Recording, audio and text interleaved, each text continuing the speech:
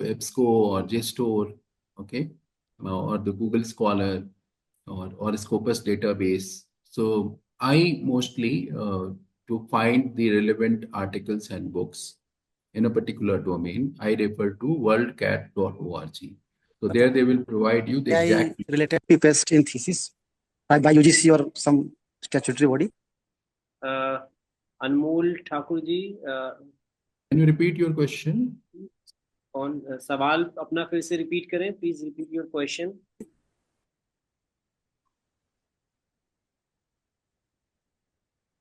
UGC or statutory, but he was asking something. I missed the first half of the question. I think ये सब कुछ से related कुछ question था sir. But participant, please. For the publication of PhD and dissertations, Shodh Ganga is the website you can refer to.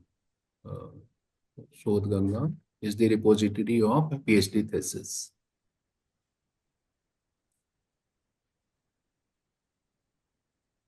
Okay. किसी participant का कोई और सवाल हो तो हम ले सकते हैं. अभी सर अवेलेबल हैं हमारे साथ.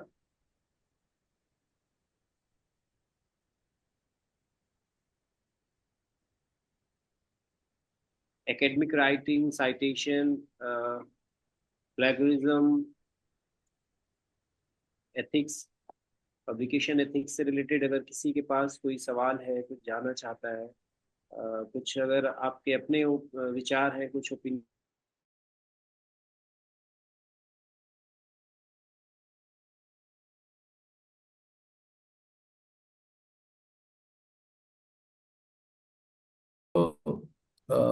I'll give you an idea. So what I do is, first I list who are the topmost scholars in that particular area. Okay, so suppose advertising. So who are the top-notch people who have published books and research articles in that area?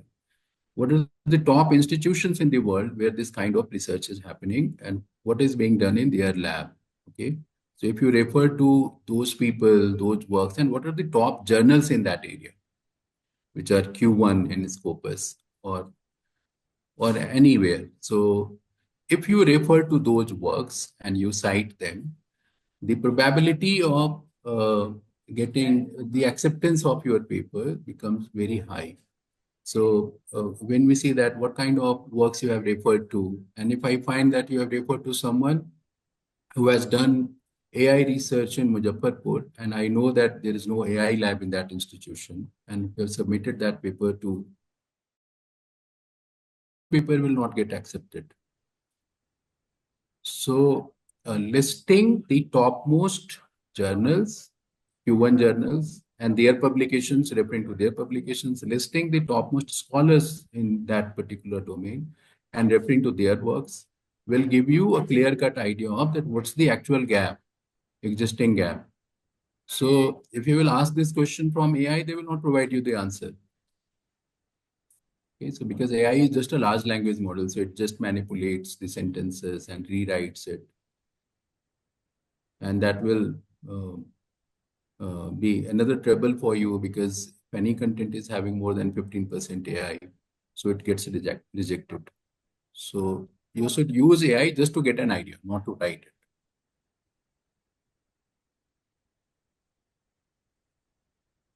Anyone else having any question? So sometimes what happens that if we have an idea and I have shared with someone else, so not for the writing purpose, just discussing with the idea. And someone writes, actually develops that idea. When an idea is the owner of the idea is someone else, but someone has written us. So do you see it comes under the ethical guidelines, or how do we say? Because many times it happens, we used to discuss a lot, we have a work on that, and we have knowledge of that, but sometimes we generally discuss all those things and we plan to tend to it develop, but someone else has written and got the published. So how do you see the ethical here? So it will simply be considered as an excuse, and your part of negligence. So suppose you have got an idea, you should register it somewhere. Okay. So send an abstract around that idea to a conference, and if it is part of a proceeding somewhere, even if it's not a full paper, okay, then there are ways of doing it. Like there are certain websites where you can just post the idea. So before getting it published. So if there is a record of pre-publication posting of your idea and someone is writing around it, then definitely you can claim. But if you have no record of any written or documented record of it that it's your idea, you won't be able to make any claim. Right. Thank you, sir.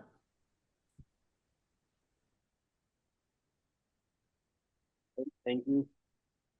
Thank you, ma'am, for asking a question.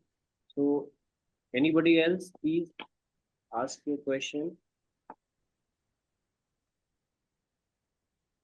आप chat box में भी अपने question post कर सकते हैं. Sir अभी available है तो हम लोग सर से referencing, ethics, reference management software, editing, citation style, publication ethics, again bibliography पर सर से कुछ जो भी हमारी क्वेरी है उस पर चर्चा कर सकते हैं. सर अगर कोई ऐसा सोर्स है जिसके बारे में, जिसके ऑथर के बारे में या उसके पब्लिकेशन डेट के बारे में हमारे पास कोई इन्फॉर्मेशन नहीं, उसको कैसे साइट कर सकते हैं? क्या वो वैलिड होगा? तो हम एक NA लिख के we cite it, we just write not available. So like in some cases, some manuscripts, if you find in old libraries, and if it's not a science or it's not about a data, so suppose there is a poem written by someone and you found it somewhere in a library, so you can simply write the title of the poem, in which library you found it, and if the author's name is not available, you simply write NA under brackets. And if you don't know the year of when it was written, so then you should also write in place of year NA that it's not available. कई बार ऐसा भी होता है sir कि जैसे कुछ पुराने manuscripts हैं और उसका ट्रांसलेटेड वर्जन हमारे पास मिल रहा है, या उसकी समरी किसी ने प्रिपेयर करी, तो उसको हमें अगर यूज करना है तो क्या हमें ओरिजिनल सोर्स को साइट करते हुए रेफरेंस लिखना पड़ेगा, या फिर हम जिस सोर्स से एक्सट्रैक्ट कर रहे हैं उसी को ही मेंशन करें? Again, it depends. Like suppose he's a good translator, renowned translator, and in his translation he has mentioned that he has translated this version of the manuscript and he found it from there, then you can mention it. But if it's just a translation and not mentioning that who originally wrote it, then you should look for the original text. क्योंकि हमने देखा है कि जैसे भरत मुनि के नाट्य शास्त्र को लेकर अभिनव गुप्त ने जो कलेक्शन किया, तो उस पर कुछ लोगों ने रिसर्च पेपर्स लिखे हैं. तो वो So whatsoever doubt you have, so there is a provision. Like suppose you are doubtful, you don't know that what was the original text and whether the translation or transcription of that particular text is correct or not. So you can write a comment under bracket that I found it here, but I'm not sure about the original text. That provision is there. You can do that.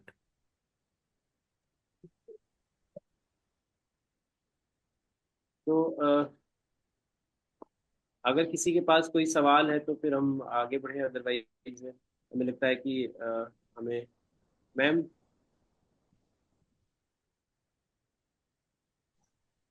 हाँ जी. Can we, Let's. Yes, of course. So thank you so much, sir, for this insightful session. Now I would like to invite once again our HOD ma'am and convener of this FDP, Dr. Manisha Prakash ma'am, for official vote of thanks for this session. Ma'am, please. Okay. Yes, yeah. Thank you so much, Dr. Amresh Chaji, for today's lecture. I hope all the participants have benefited from his knowledge and expertise by attending this session today. We hope to see Dr. Amresh Jha in future also, and we would love to collaborate with you on similar academic endeavors. And thank you once again for accepting the invitation on behalf of the Aryabhat Knowledge University. I thank you and share my deepest regards with you. Thank you all the participants for joining. Thank you. Thank you very much for this opportunity. Thank you. Thank you. I'm already posted feedback form, so please fill this feedback form, and we will again meet tomorrow, 3 o'clock, with our new resource person. And if you have any query or any question, please communicate with our Dr. Amresh Jha, resource person, is also available after this FDP, I'm sure. And you can ask a question in our FDP's, our WhatsApp group. So right now, we conclude this session and we will meet tomorrow. Thank you, sir. Thank you, participating. Thank you very much. Thank you.